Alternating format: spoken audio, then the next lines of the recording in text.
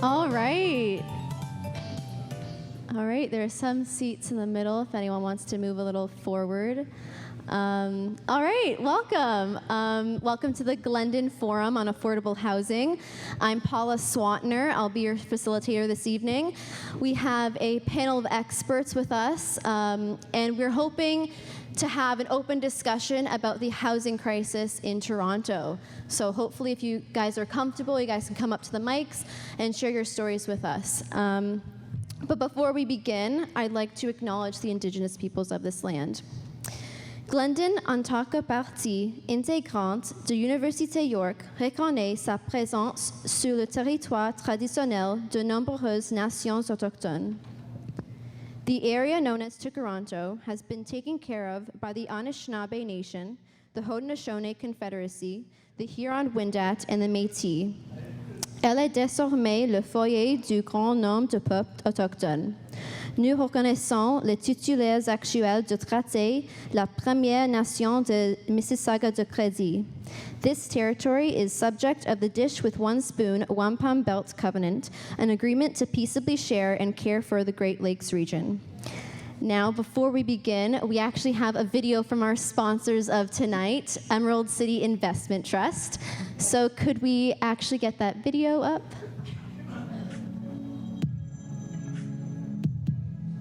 Imagine a new community in the heart of Toronto. Distinct, dynamic, radiating brilliant urban design. Welcome to the Gem. Emerald City is one of Canada's largest real estate investment trust, with a total enterprise value of approximately $14.9 billion. Since 1993, we have helped shape the future for Canadians, and as community stewards, we have a responsibility to do it right. That's why the Gem is a space where everyone will be connected, where you can discover countless opportunities to engage in urban life.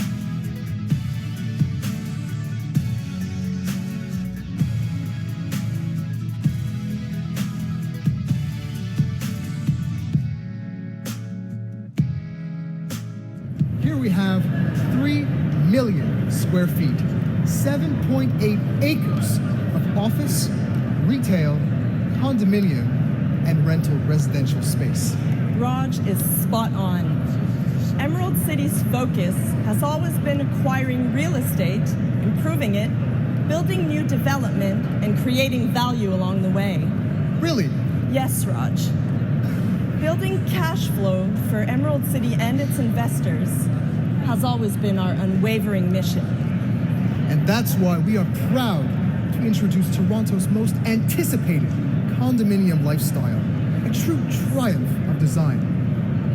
The Gem is a reflection of both diversity and energy. Condo, condo, condo, condo, condo, condo, condo, condo, condo, condo, condo, condo.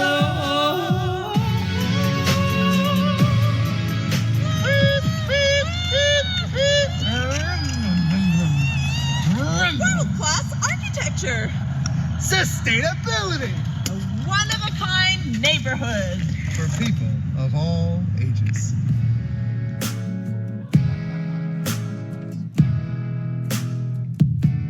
Condo, condo, condo, condo, condo, condo, condo, condo, condo, condo, condo, condo.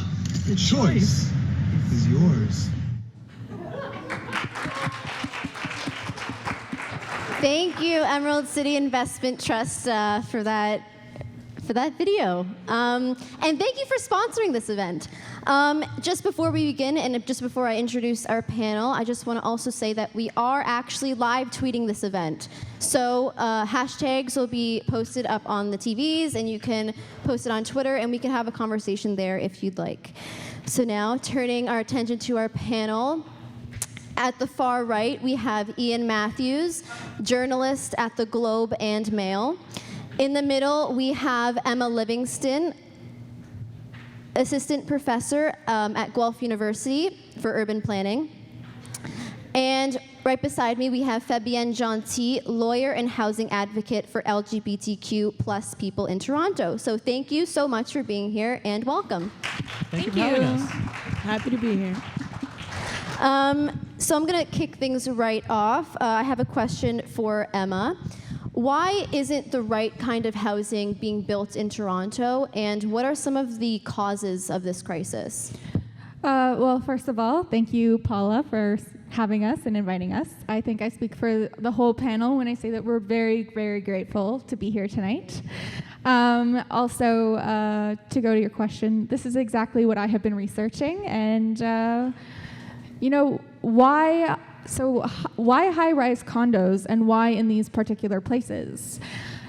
First of all, why condos and not rental apartments? The Condo Act is one of these things that allowed for this kind of development. The Condo Act basically legalized the concept of strata, which means that you can own a unit without even having a piece of land attached to it. Strata, like you stratified the air. You've cut it into pieces, and you can sell each unit as its own piece of an asset. And because of the recession in the 80s, the Condo Act didn't really kick in until the 90s. So since then, there's been almost no rental purpose-built apartments. And, since there's no rental buildings being built anymore, since then it's been like condos, condos, condos. Yeah, there's just not enough rental apartments. They stopped being built in the 70s, and now we're left with all this horrible condo stock that people are either leaving vacant or renting for too high, and this obviously makes the scenario bad and just getting worse. Yeah, and people are in these weird situations and kind of informal rental housing, and it's unprofessional, and they're being kind of victimized by their landlords and the power relationship with them. Mm-hmm. Yeah, the whimsy of these landlords, landlord. The reason it sounds pernicious is because the climate is raw capitalist, right? It's literally like they're lording their land over you. Well, first of all, it's supply and demand. I mean, Canada immigrates close to 300,000 people every year, and close to 100,000 of them end up in the GTA. And they're not making more land, right? And when you just pack more people into the same area, you're going to drive up the price of the places where people can put their beds and tables and chairs, which is, of course, apartments and homes. So really, it's simple microeconomics. When these things are reported, the average rental apartment is like $2,500 a month.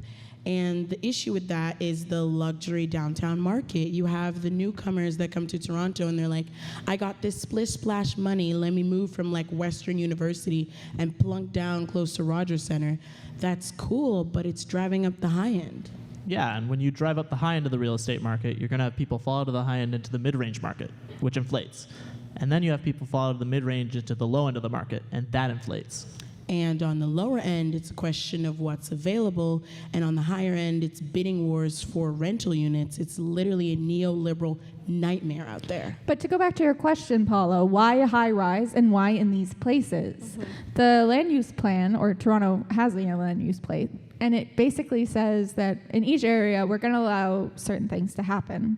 And since most of the residential land in Toronto is called the yellow belt, because the zoning map colors it yellow, but it's basically just restrictions on building. And that means you're pushing all new housing away from these nice protected neighborhoods with their parks and their trees and their schools, right? Mm-hmm. And that means all the new housing that you're seeing is, these high rises combined with the Condo Act. It's making them right along the major streets and right along the highway. Yeah, I've always noticed that and I always wondered. So now my next question is for you, Ian. What are the other factors that are leading to the skyrocketing costs of housing in Toronto? Yeah, so you're also seeing a lot of intergenerational transfer of wealth. Older people are not necessarily waiting to die before they give their money to their kids to buy a home. Not to venture into the language of social justice, but people who are already privileged are able to find a home because they're leveraging family wealth. And to a lesser extent, I was a beneficiary of that, like many families. It also has to do with underlying assumptions of capitalism and, I don't know, what we like to call racial capitalism and settler colonialism that underpin these ideas that you can own land and that you can profit from it and that it's not a common good. Well, Canada has an immigration scheme, as you know, that prioritizes high value and high earning power immigrants. I don't think it's racist to point out that it's a product of that immigration scheme. The people that come to Canada, many of them are different, but they're usually as well placed or better placed than people born here to buy homes. They come from China and they were middle class, and there's a certain stigma in pointing it out because it's like, you know, you're being racist, or it's like, and it's not just China. I mean, you've also got money coming in from the Middle East, and you've got money coming in from Russia, and you've got money coming in from Europe, and you've also got money coming in from the United States. Pardon me, I'm about to say patriarchy and white supremacy. But my neighborhood is all people of color, obviously racialized people, new Canadians, women, refugees, all people that are exponentially more vulnerable. Well, Canada's a politically stable country. No volcanoes or earthquakes to speak of, and global warming isn't putting all our cities under 6 feet of water anytime soon. So yeah, it's a great place as an insurance policy. But if you've got a place as an insurance policy and no one lives there, every time someone passes that house, they're gonna be like, oh yeah, there's a house there no one lives in because some rich guy bought it. It pisses people off. Well, another problem is that rent is decontrolled every time you move or the tenant changes. And young people, they're taking on way too much debt because housing is so expensive. There's this thing called debtscapes. And basically, because housing is so expensive and people are taking on way too much debt, you're seeing all these new problems exacerbating the situation and the inequality in Toronto. And it's really hard for people to get a foothold. Well, what bothers me, and the New York Times has done a lot of research on this, is that companies are used to describe the true ownership of a residence. So if you look in the property register, it's not like Mr. and Mrs. Smith. It's like 1, 2, 3, 4, 5, 6, 7 Isle of Wight corporations. It's corporate ownership, and there's allegations that it's being used to launder money. The way things are, the system as it's working, or not working, is just so damaging the city I love. And I want it to be an affordable city and an inclusive city, and it's just not that way. Yeah, and I shudder to think of the difficulties that could befall on me if I were to move to or find housing in an environment where the rent has more than doubled. I think people in Toronto for so long, they want it to be a world-class city. Well, I guess you really just have to be careful what you wish for. All right. Well, on that note, now it's time to turn it to the public. If any people want to share their stories, preferably people like students of Glendon, since we're here, don't be shy. Come up. Yes, please come to the mic. Yes. Round of applause. Thank you. So there's a lot of downfalls that I didn't appreciate with student housing. Residents, which I found to be overpriced and claustrophobic, and you weren't independent. And then a lot of independent companies have student housing, but those are, again, overpriced. And they become more of like party environments. And I don't want to put myself in those situations because I'm more focused on my studies than anything else. Residence is so expensive. It's insane. Like, I just want to have my own place. I just want to be stable. And it's not a good housing situation in terms of permanence because it is a residence. And if I had an apartment, I would feel a lot more secure. Were there any barriers in your search for housing as students? So the biggest thing when you are a student is that they don't think you can afford it. So basically, you have to do your credit score check.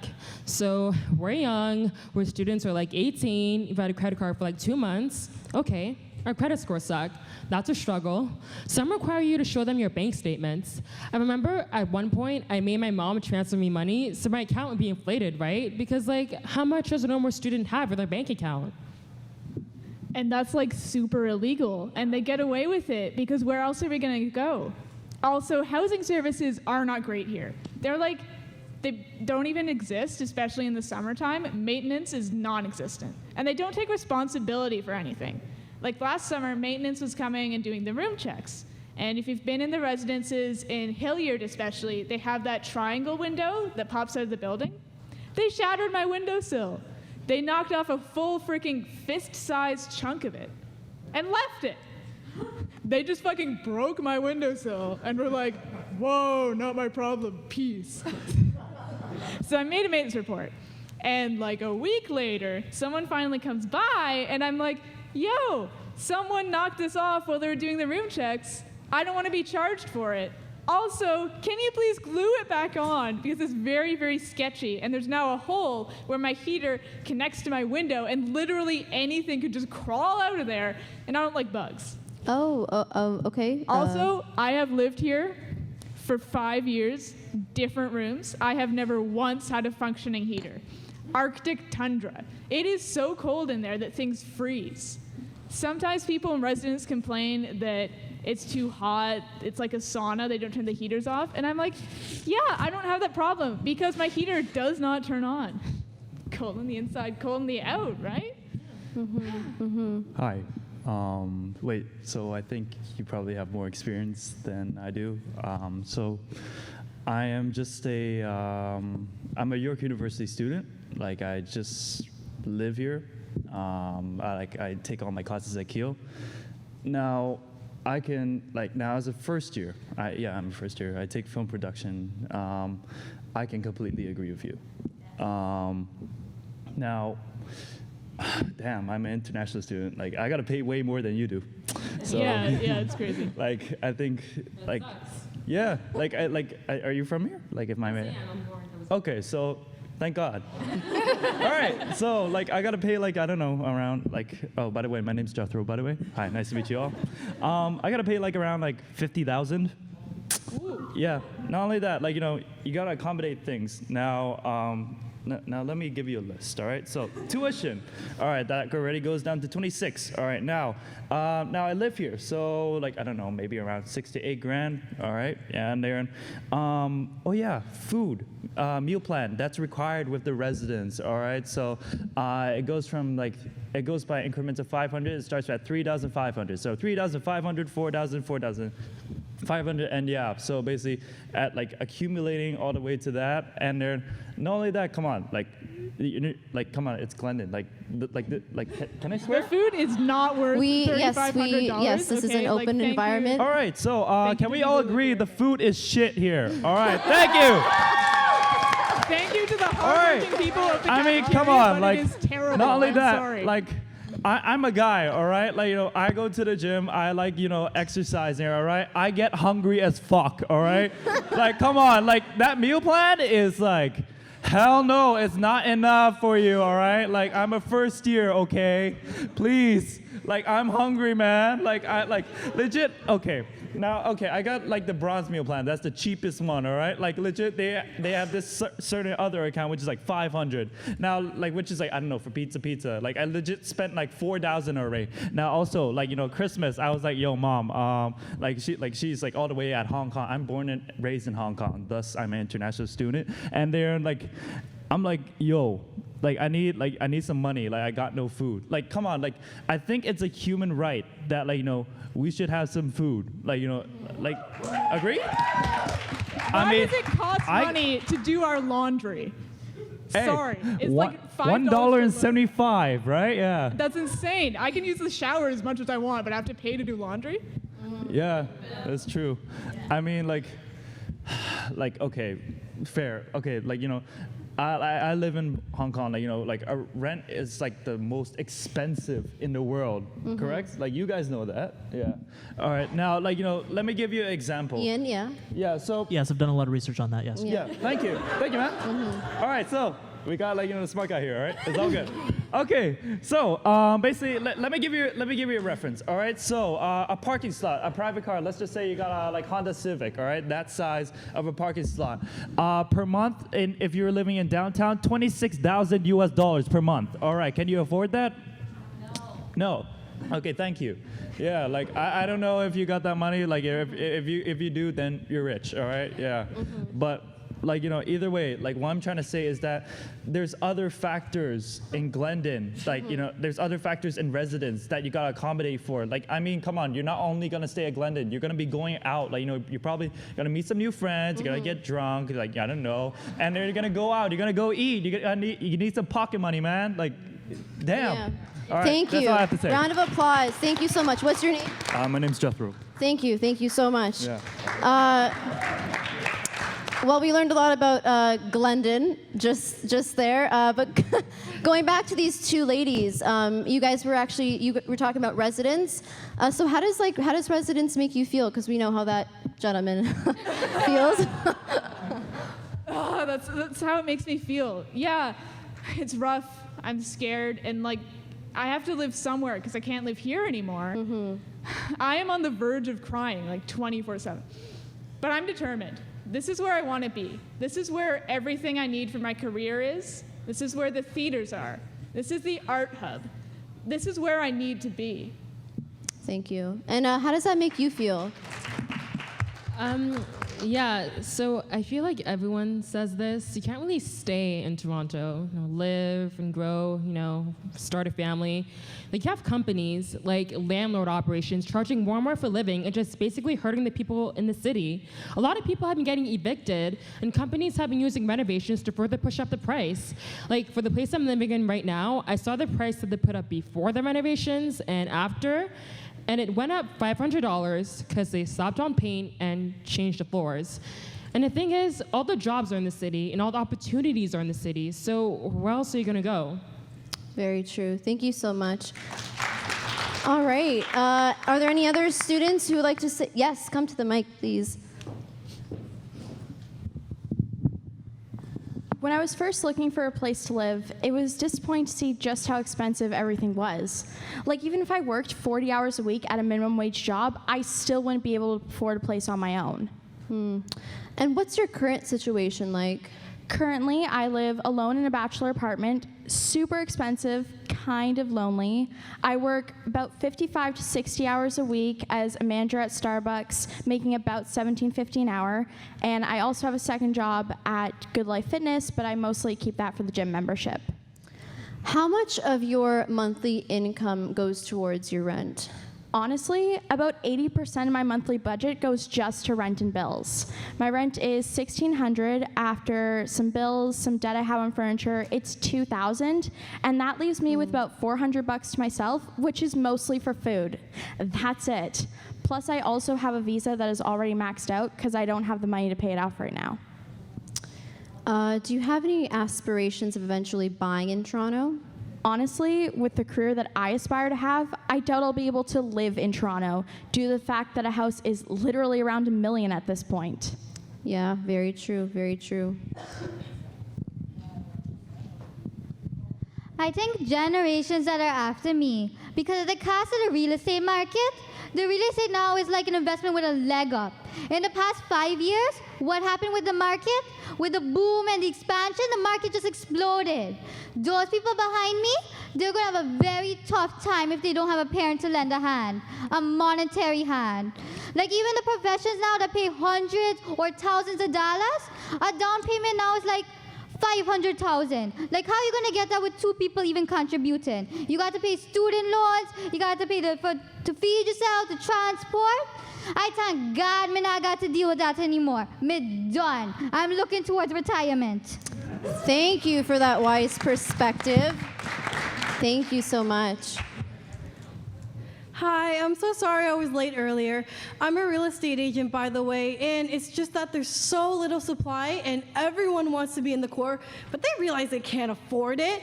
And now people from Toronto want to move to Barrie because Barrie is cheaper than Toronto, and now people from Barrie are complaining that people from Toronto are moving there because now they're getting priced out of their own market.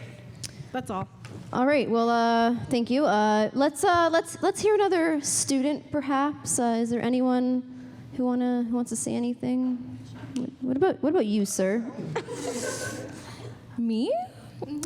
I mean, I don't really stress about money. I mean, I live with my parents at home. I came here from Congo. That's interesting. Actually, come to the mic. Go to this one. So you came from Congo?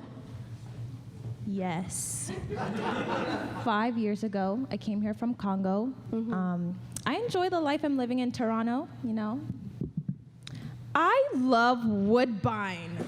Yeah, the Woodbine. Have you been to Woodbine? The Woodbine Beach. You know, you just get on the bus, then you're meeting up with your friends and you're having a party.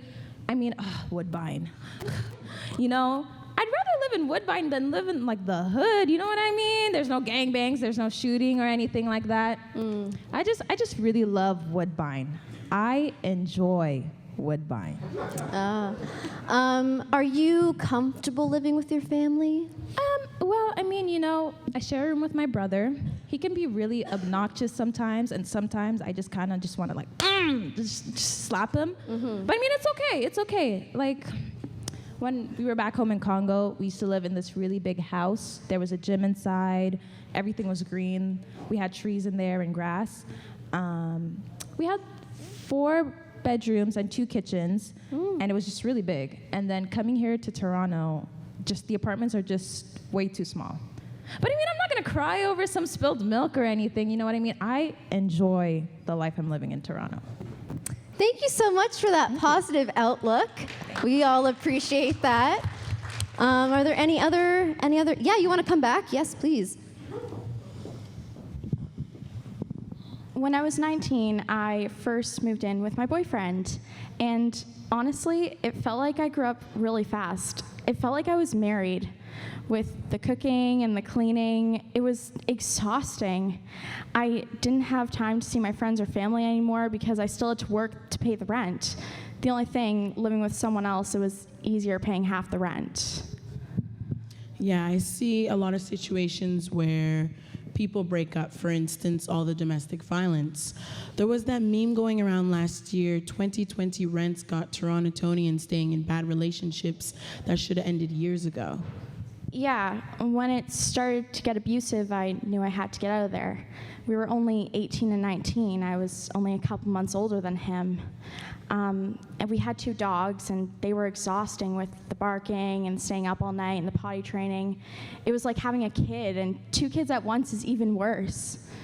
When he started to get abusive, he would yell at me, and he would slam his hand on the counter and raise it up as if he was going to hit me, and that's when I knew I had to break up with him. Yeah, this happens a lot. People stay trapped in relationships and in cohabitation situations in the last few years. This happens because the rent gets wild and crazy, and this makes that people can't afford to leave, right? Yeah, I gave up a lot of my time. I didn't have time to see my friends anymore. I didn't get to see my family a lot. I didn't have time for myself, let alone for anybody else. And it felt like I grew up really fast, to be honest.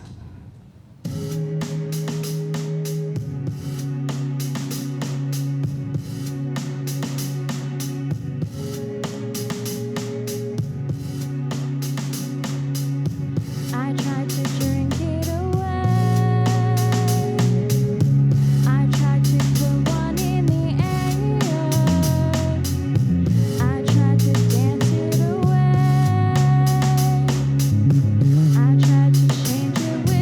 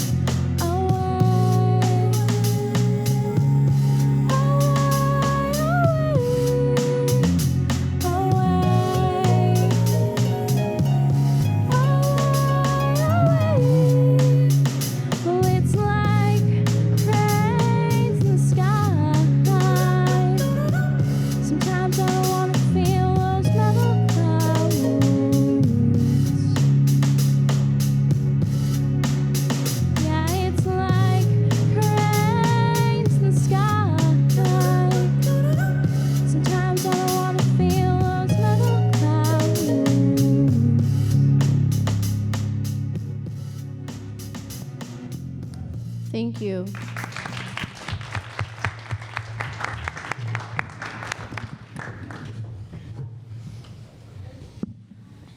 So I live in a regular house in Scarborough, like a normal sized house with my immediate family. I'm not sure what age I realized, but my dad, he has a very unique personality. He was very authoritarian.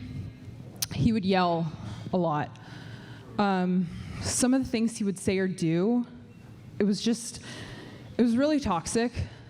Going home in the summertime would make me realize that my family home was a lot more toxic than I understood at the time.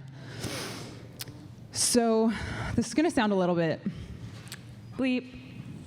fucked up, but I'm fortunate enough that my parents actually pay for my university tuition and living expenses. But I'm at a point now where if they're offering to pay for me and it's better for my mental health and well-being to not be around someone who is like an emotionally abusive person, then I'm okay with them spending their money on me because it's the least they can do at this point.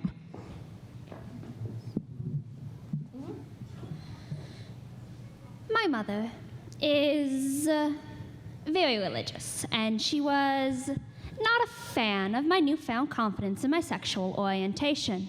So I came out to her, and for a few months she was trying to gauge how strongly I was committed to being queer. And when she realized that I wasn't going to change my viewpoints or my identity, she put her foot down and said, well, that I had to abide by her rules or leave. When I came home that afternoon, all my stuff was gone, and she told me if I wanted any of it back, I had to go. Yeah, this happens a lot. A person who is queer or trans has to leave their home. How was it for you to move to Toronto? Moving to Toronto, I was very naive about the housing situation. I thought, oh, I'm going to school, I'll get OSAP, I'll be able to get a place to live, have lots of money, I'll have it all. I realized very quickly that I was not going to get an apartment in Toronto at all anytime soon. So I made friends quickly. I made friends on Grindr, and I couch surfed for 7 months. What was that experience like? There was always an element of risk and danger. I was always living at the mercy of someone else. They were letting me sleep on their bed, on their couch, on their floor, and I had to cater to their needs or go sleep on the streets. And there were times when I found myself engaging in, let's call it survival sex work, where it's like a trade of services. I get to use your bed, you get to use my body. I think there are a lot of people who are in that gray area of homelessness who are participating in things like that. So you were homeless during this time? I wasn't on the streets, but I was homeless, yeah. And there were just a few of those nights. But for the most part, I was lucky. I'm young, and I was able to keep clean clothes. I was able to shower. I'm attractive. And I had a sob story, and I used that sob story, manipulated people when I had to. I'm a smart little cookie. I did what I needed to keep my housing situation, and it worked, and for that, I'm grateful. What kind of sacrifices have you had to make? I've had to give things up to pay rent many, many times. I've had to give up food, my phone, like personal hygiene, my body, my energy, school. But I gave it all up to keep my housing situation because that is your starting base. You can't have anything if you don't have that base. Thank you. Thank you for letting us hear a perspective that we don't really hear from that often. So now moving to our panel, back to our panel. Fabienne, what kind of policy changes should be put in place in order to fight this crisis? Yeah, I mean, there's a lot of things that could be done, right? First of all, a vacancy tax. We also need reforms in respects of tenancy protections. We also need incentive-based construction when it comes to affordable housing because How could we not want everyone to have a home? How could we not want that? Yeah. Well, it's really hard for the government to address the quantity game. They're never going to be able to compete with the huge real estate developers who are only too happy to put up gigantic condo towers.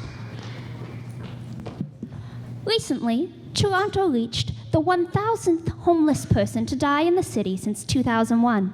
Okay? There's this concept called housing first, and it's not that revolutionary. The idea that someone who's street involved or homeless can't be a functioning human being, can't be an addition to society because that's so important to produce. Fucking capitalism, we love it. Okay, let's keep this discussion civil, please. I think the government needs to make more affordable housing. And for people who has homes, like individual homes, if they have like an empty room, they could probably have a heart. Let people in instead of letting them sleep on the streets or in crowded areas or all that foolishness. But people just need to have a heart. People cannot have a healthy life if they don't have a place they can call home. Before you put someone in jail, before you put someone in rehab, before you give someone some money to buy groceries, before you put them in a shelter, you first give them a place that they get to call their own. And it's the people in power that really have the power to change all of this. And so making sure that we do have affordable housing, making sure that rental increases are being kept to a standardized percentage, and making sure that landlords aren't taking advantage of the renters. And yeah, it's just like protecting the vulnerable people of the city. But people work really hard to be able to afford the houses that they purchase. So why does one have to get it handed to them? Obviously, this is less of a struggle if you're wealthy, if you already own a house, if your parents can just buy you a house, like that's also a thing. But let's be honest, for the majority of the people, that's not the case. So those are the people that you have to keep in mind.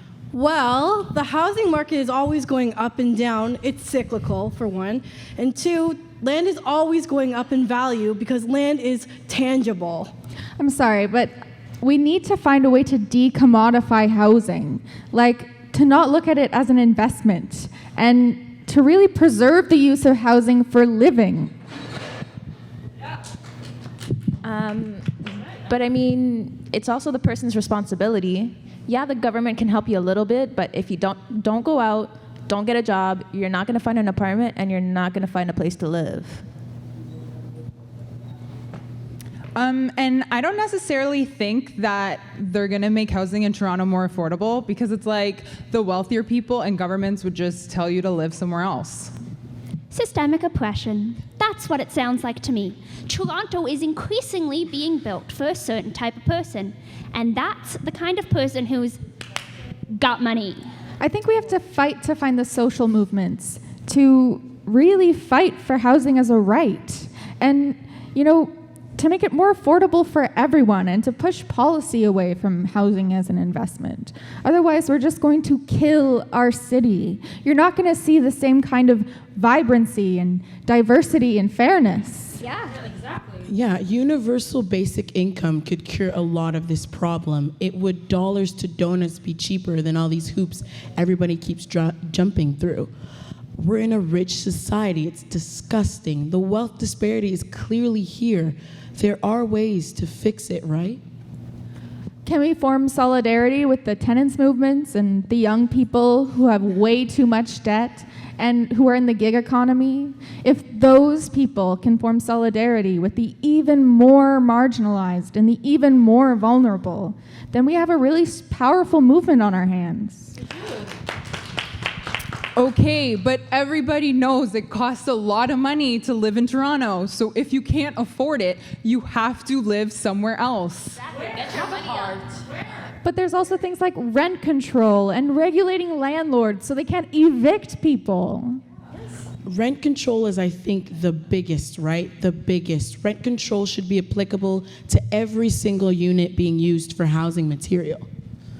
Well, in terms of the government, we all know the problem with rent control. Like, I'm sure you've researched that to death, so I'm not going to lecture you about the problems with rent control.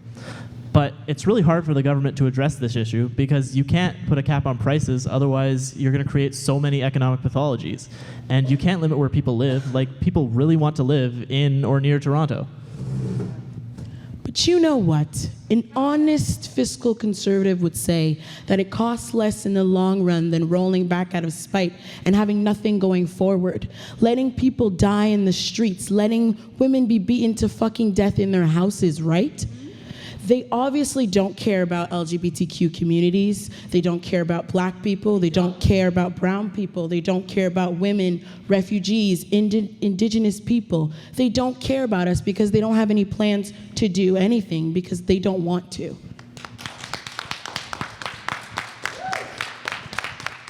I think it's perfectly valid for the government to condition property construction under the achievement of social goals. Yeah. They absolutely have the money. They have the means. They have the expertise because they control the government. They promulgate the laws. It'd be easy as pie to enact all of it. Universal basic income, vacancy tax, domestic violence enhancement protections, right? We know what laws work. We need them funded. We need them legally enabled. We know what to do.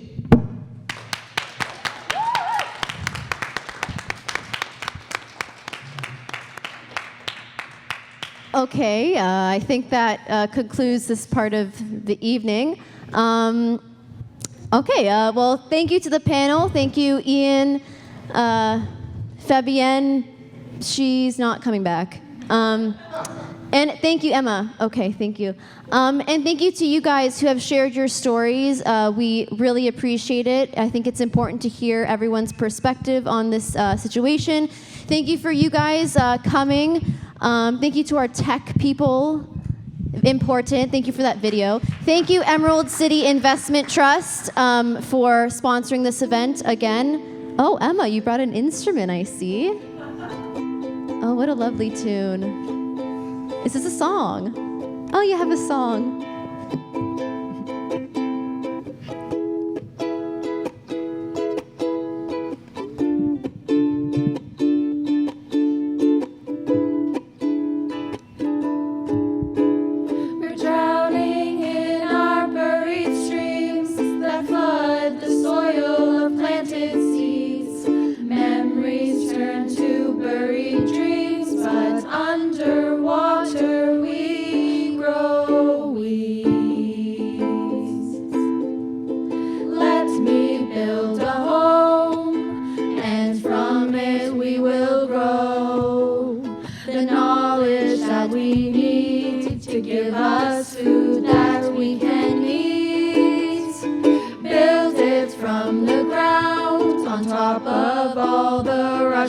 Sounds of water running fast, hushing the crying of the past. Toronto at our feet, and all of those that we greet. Its unknown history of all the treaties we have breached. To the daughters that we preach, of the slaughter that has seeped into the water that we drink. It's really got to make you think. Thank you. Wow. Round of applause for that song. So now it is that time of our evening, our second part of the night, where we will be going to the Glendon Theater for our other half of the evening, where you guys will be split up into smaller groups and explore the different stories of the housing crisis.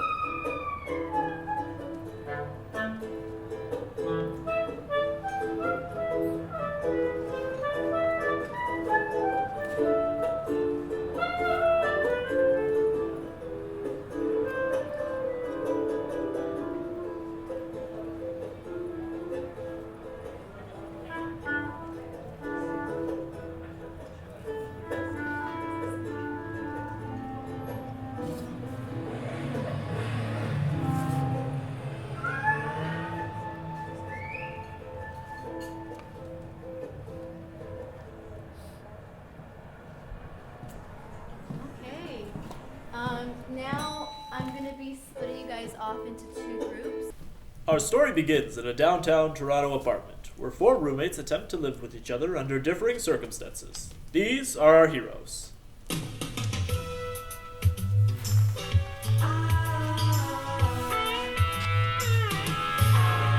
Hi, I'm Bill, a psychology major, and I also work nights at a bar, and I live over here in the living room, divided by some curtains. I don't get a lot of privacy.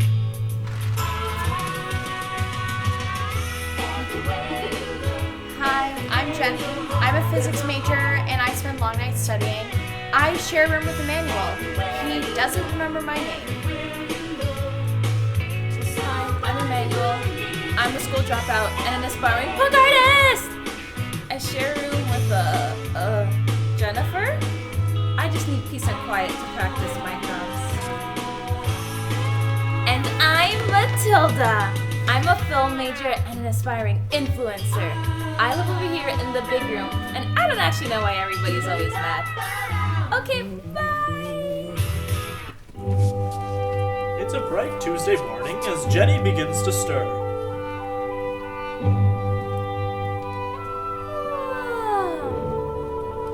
Emmanuel, what time is it? 7 a.m. 7 a.m.? I'm going to be late for being an hour early.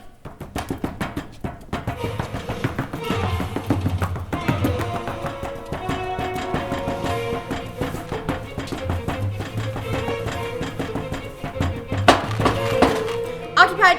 Can you hurry up? I've got to get to class. Can't. Gonna be late for being an hour early. What does that even mean? It's a physics major thing you wouldn't understand.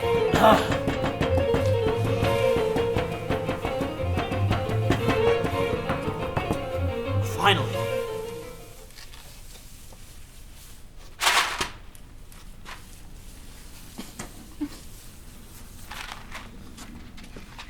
As Bill and Jenny rush out of the apartment, Emmanuel wakes up and decides it's time for breakfast.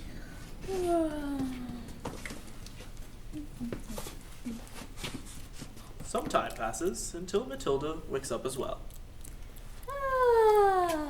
Oh my god, it's 2 p.m. Time for my morning routine.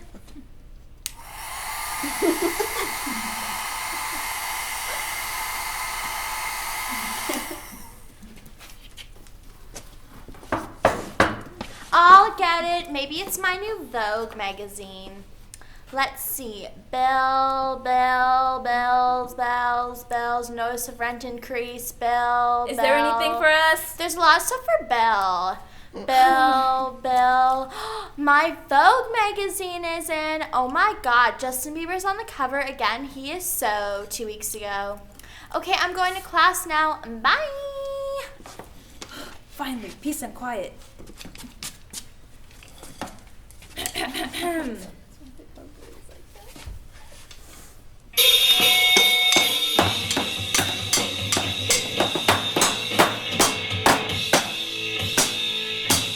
Emmanuel practices his drums for 4 hours. Wow, that's some dedication. Until Jenny comes home in her usual flurry of pens and paper. Emmanuel, I need you to keep quiet. I have to study for my test tomorrow. Can't, I'm practicing. Well, I'm going to make dinner. Then you need to be quiet so I can study.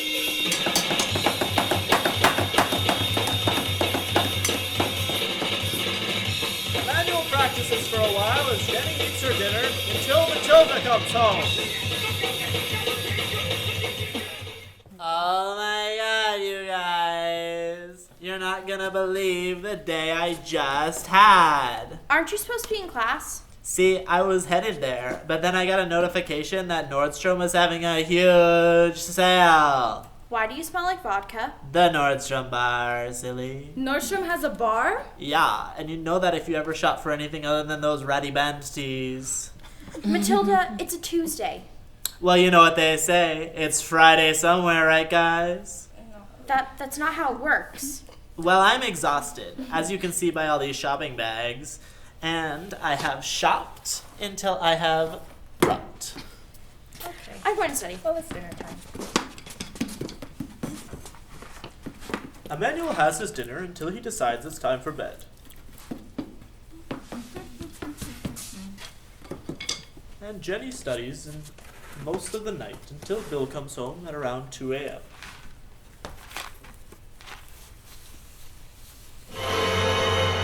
He takes a quick shower and makes his way into the kitchen for his President's Choice Deluxe Cheddar Macaroni and Cheese.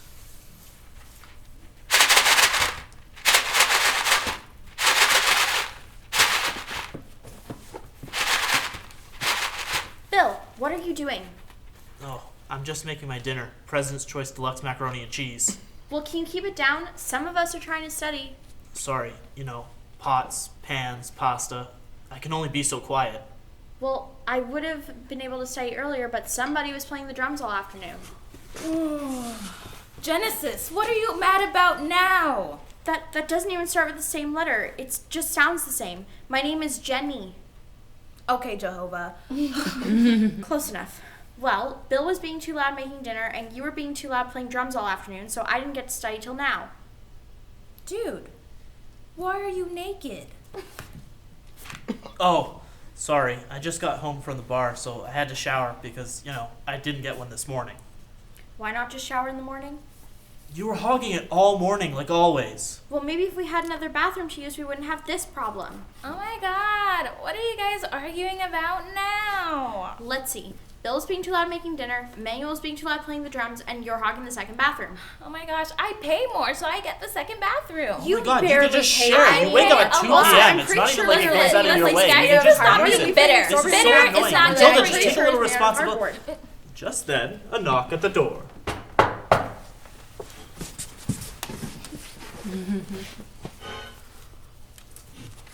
What are you guys arguing about? We're having a civil disagreement. A civil disagreement? It's 4 a.m. We're early risers. Listen, this is the 4th noise complaint this week. One more, and I'm gonna have to evict you. I've already had to raise your rent. But we didn't get a notice. I sent one this morning. You should have got it in your mail. Who was the last to get the mail? Oh, that's what that was? Whoopsies! Listen, keep quiet and pay rent. Matilda, I can't believe that you did that. I feel very attacked right now. We are attacking you, Matilda. That was so irresponsible. I can't afford to find another place to live. I live in the living room, for God's sakes, Matilda. This is so bad. Does Sunday even count? Some time passes, and we find our heroes in a new living situation. Hi, I'm Matilda. I'm still a film major and still an aspiring influencer. I live over here in this condo that my dad bought me, and my life is still great. Okay, bye. Hi, I'm Emmanuel. I'm still a school dropout and still an aspiring punk artist. But now I play the drums to drown out my parents' cry to get a job. A real job. Hi, I'm Jenny. I'm still a physics major. I still spend long nights studying, but now I'm couch surfing between friends' houses. And my friends are great, but they party too much. Hi, I'm Bill, and after we were evicted, I couldn't find another place that was in my budget. So, until then, I live here, in the alley. Thank you for watching the season finale of Roommates. Thank you so much.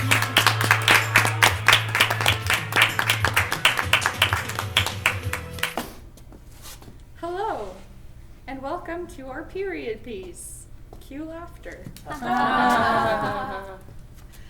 So we started this project based on an article I found about a homeless woman, street-involved woman, and period poverty. It was very informational and also very difficult to read. We have some disclaimers before the show. It usually starts around 13, 12, 14, somewhere around there. So that's kind of the age that we're going for. And it usually only happens for women, but we'll let you guys stay. Okay. Thank you. Maybe you'll learn something. Also, it does deal with mature content, and there are some loud noises, so this is your cue if you would like to leave. And lastly, but not least, if you do receive a surprise, please be kind enough to leave your surprise on a seat before you leave. Thank you.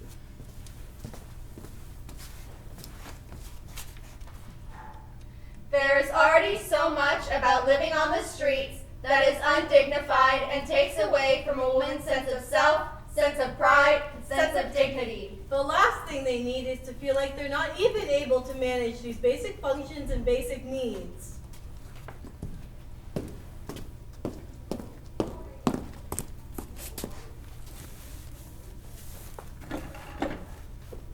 Not again.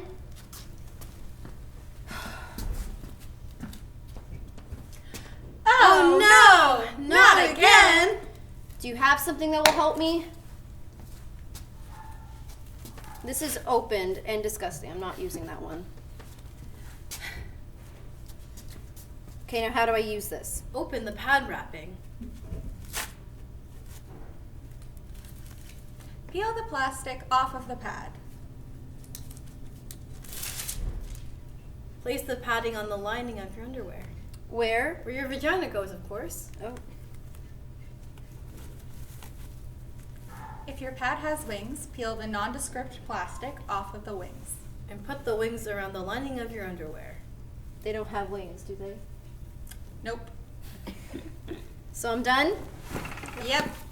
So do you have anything else that will help? What do I do with this? Twist and insert.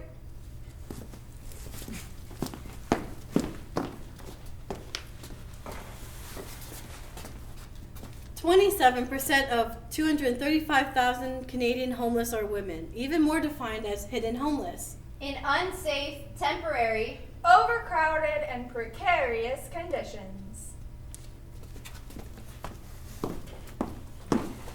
when period products cannot be accessed on the streets, women use newspaper, toilet paper, and socks.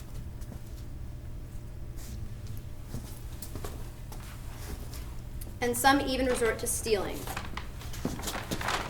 Twist and insert.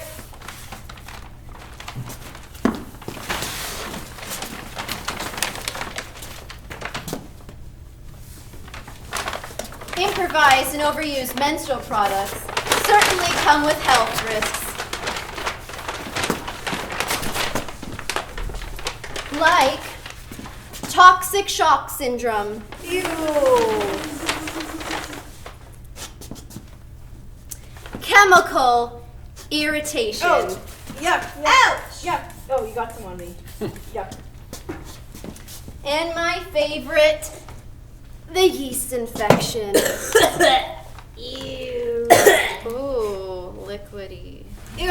Oh, God.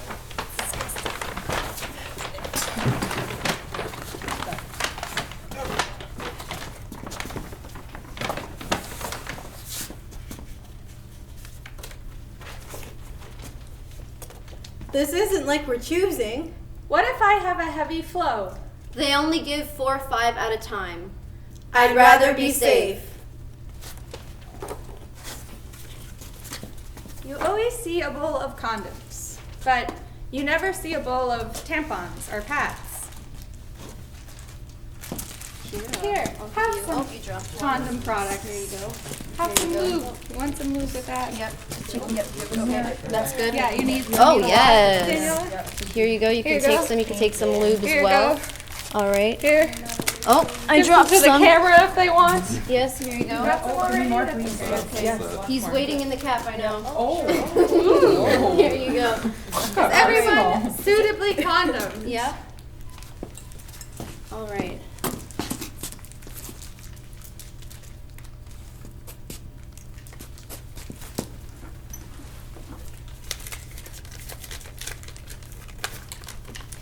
Imagine you're somewhere you don't call home. You feel this weird sensation in your lower stomach. You feel pressure, discomfort, and wetness in your underwear. You forgot you were supposed to get your period soon, but it doesn't matter because it came early. You don't have anything, no pad or tampon or Diva cup. So you go to the bathroom and see your underwear is soaked in blood and it's seeping between the legs of your pants. Thank God they're black because everything is red. The pain just keeps getting worse and you don't have anything for it. No Motrin or ibuprofen. The only thing on your mind now is your overwhelming urge to poop. Thank God you're already in the bathroom. You're embarrassed because, let's be real, ladies, period poops are a thing. You have to start being resourceful, so you grab a wad of toilet paper and shove it anywhere that will help. When you're done, it looks like you've literally murdered someone right there in the stall. You check the mirror to see if anyone will notice, then you leave and go on with your day as if nothing ever happened. I guess you just have to use what you've got.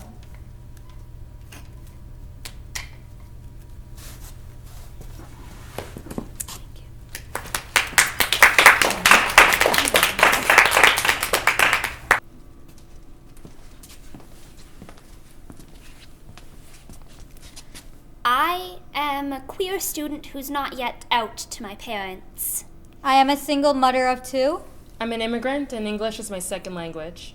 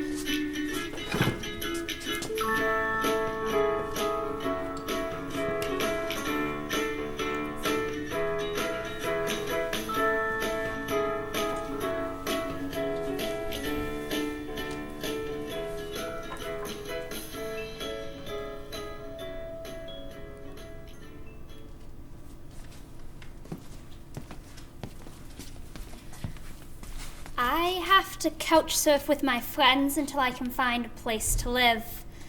My children will be staying with my mom until I figure out what to do. I've been taken advantage of because I couldn't understand the conditions on the lease.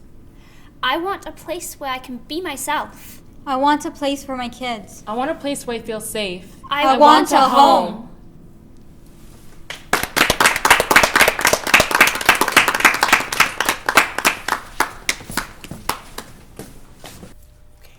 The Farm Show, the Farm Show, the Farm Show.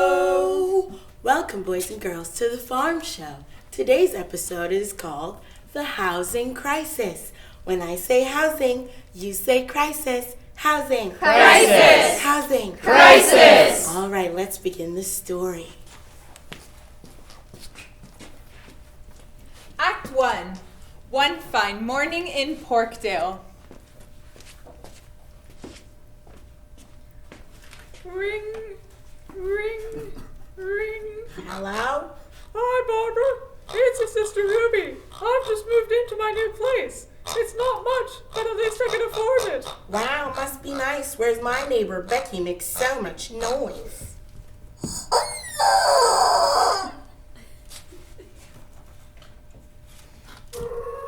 Excuse me, my landlord's here. He says my rent has been increased by $4,000. Can you count to 4,000?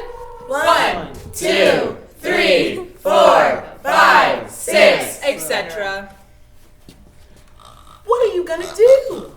I can't live here anymore. Can I move in with you? I guess. Okay, great. Act 2. The move. 2 pigs in a box. Thank you for letting me stay here. No problem. It's just that the roof is leaking. Ugh, there are bugs everywhere.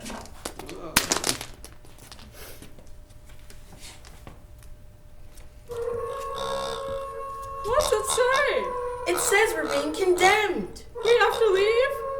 Where are we gonna go? I guess we could go with our brother Kyle. All right, let's go. Act 3. Another move. 3 pigs in a flower pot.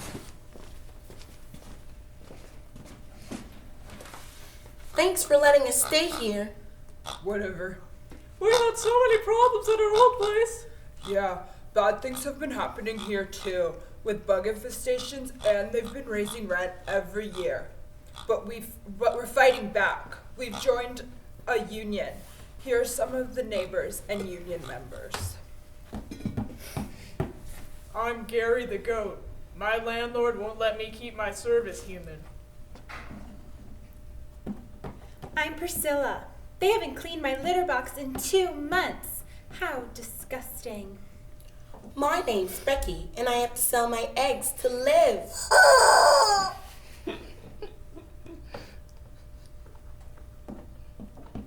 I'm Bessie the cow. I have 3 kids, but I can't afford to move out of my 1-bedroom apartment. I'm Donkey. I'm forced to live with a roommate that smells like an ogre because I can't afford to live on my own. My name's Jared. They fixed the lobby, but not the front gate. Ugh. Tomorrow we fight against all the Mr. Wolves. We've stopped paying rent because they've stopped taking proper care of the barn. Let's cut to commercial break. The farm show, the farm show, the farm show. Hi, if you're a scumbag landlord like me, sometimes you struggle with problem tenants. They won't pay their rent, they won't pay increased rent, they won't move out so you can start an Airbnb, all types of problems. And you just want to tell them to fuck off. Well, now you can with the extra legal eviction starter kit. It comes with an increased countdown timer. No more 30-day notice, get them out in 15, 10, or over the weekend with the premium package. The caution sign for all the shit you don't fix. Your tenants will want to leave with wet floors, sticky floors, too hot, too cold, fire hazard, electrical hazard, any type of issue, they'll leave on their own. And if you call in the next 15 minutes, we'll throw in the 24-hour unmanned complaints hotline. They can't file a complaint if nobody picks up. Black mold, bug infestation, and an angry ghost. Call now. 1-800-3825-633. That's 1-800-FUCK-OFF. Thank you. All right, now let's get back to the show. Act 4. The fight. The stand. The win. We march! We fight! Hear us! Mr. Wolves, you have been illegally raising rent prices and not taking proper care of the barn. Listen, you have to hear it from our perspective. If we didn't raise the rent, I couldn't afford to buy my 7th den. And I couldn't afford to buy my private jet. Resistance is futile. These rules you must respect. Can you say them with us? F is for free range. A is for Affordability. R is for Regular repairs. M is for Maintenance. L is for Litter box. A is for Air. W is for Water. And S is for Safety. These laws you must respect and sign. Sign them. All right, I'll have our lawyers look it over, and we'll come up with an agreement that benefits both of us. We're gonna win. Yeah. Behold! Just sign on the line there, and everything will be okay. But I don't understand the big words. What does that mean? If you don't sign it, then nothing will change. Okay. We won! Yeah! Those stupid animals. They didn't even read the fine print.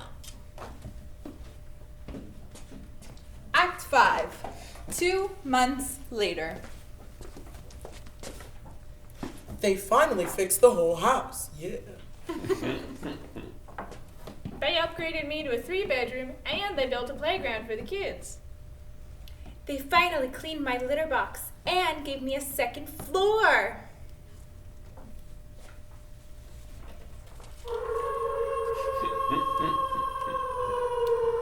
What?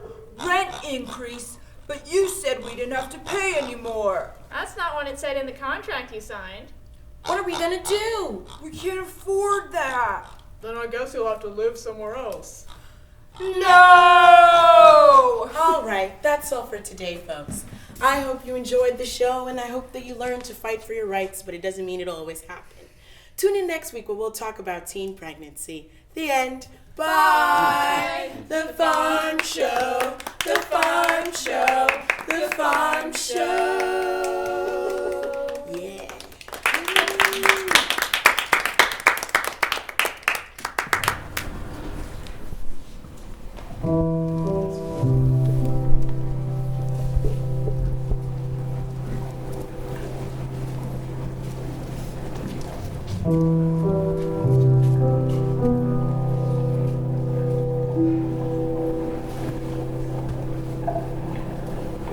My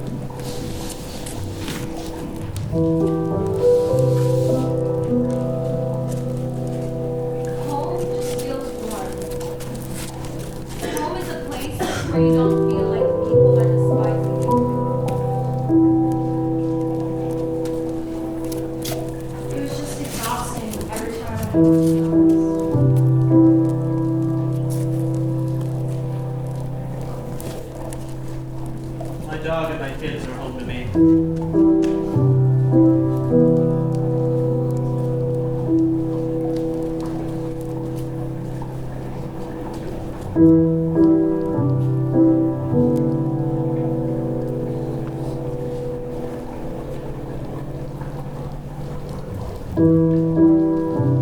Home is where I can be naked.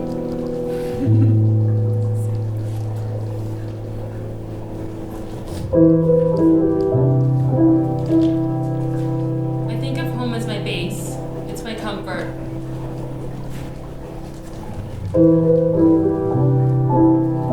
I took the opportunity and fought the good fight ever since.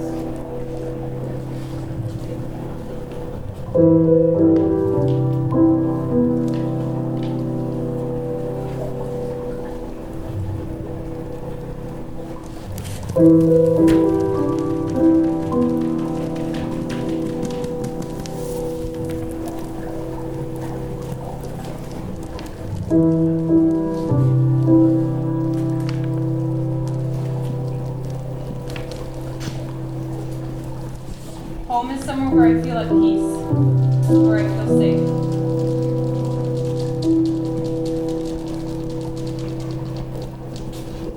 Home was a mess.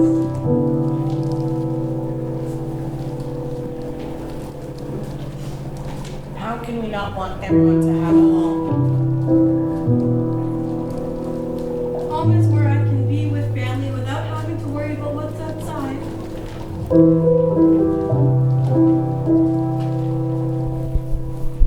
Home, to me, is something you can build yourself.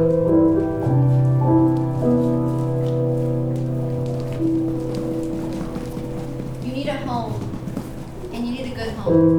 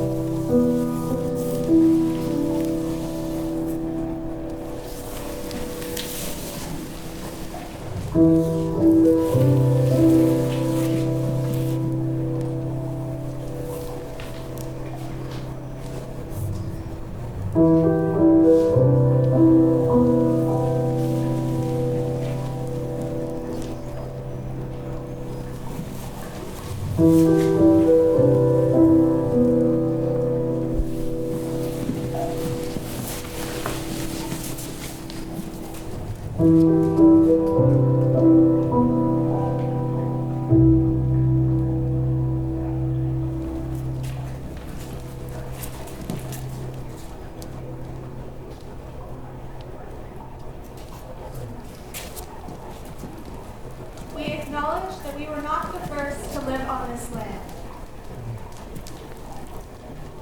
Nous reconnaissons le fait les premiers à vivre sur cette terre. We acknowledge the dish of the One Spoon Treaty of the Anishinaabe and the Haudenosaunee. We acknowledge the so-called Toronto Purchase and how much of a detriment it was to the Indigenous people's land we now inhabit.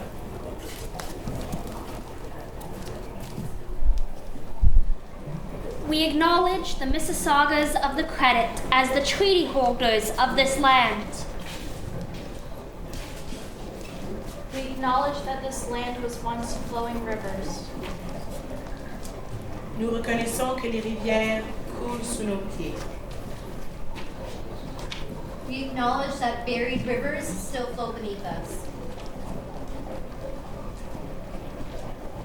Nous reconnaissons que nous avons bâti une ville solitaire et des murs de pluie. We acknowledge that we built a city on top of someone's land and home. We acknowledge the original people of this land still live.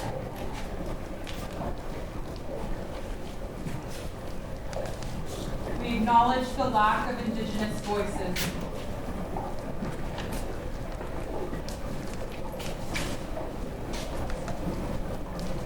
Nous reconnaissons le manque de voix autochtones.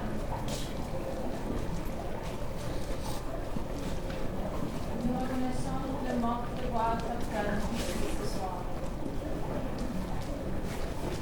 We acknowledge we do not have an Indigenous person present. We acknowledge displacement. Nous reconnaissons le déplacement forcé. Nous reconnaissons le vol.